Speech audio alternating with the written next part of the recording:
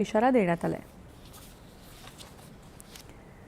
राज्यात यंदाच्या खरीप हंगामात पेरणीला वेग आला असून 27 जुलै अखेर ऊस वगळता 82% क्षेत्रावर पेरणी पूर्ण झाली।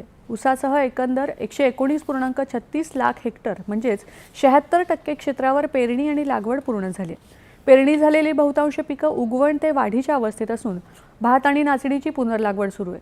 पीकनिहाय पेरणीमध्ये सोयाबीनचं प्रमाण सर्वाधिक असून त्यापाठोपाठ कापूस, मका आणि तूर या पिकांचा समावेश आहे। यंदाच्या हंगामात 1 जून ते 27 जुलै या कालावधीत राज्यामध्ये सरासरीच्या 94.15% पाऊस झाला। दरम्यान राज्यात गेल्या काही दिवसांपासून सुरू असलेल्या दमदार पावसामुळे धरणांमधल्या पाणीसाठ्यामध्ये लक्षणीय वाढ झाली।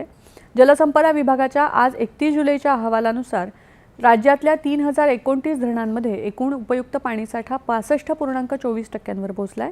गेल्या वर्षी याच दिवशी हा साठा 70.53% होता।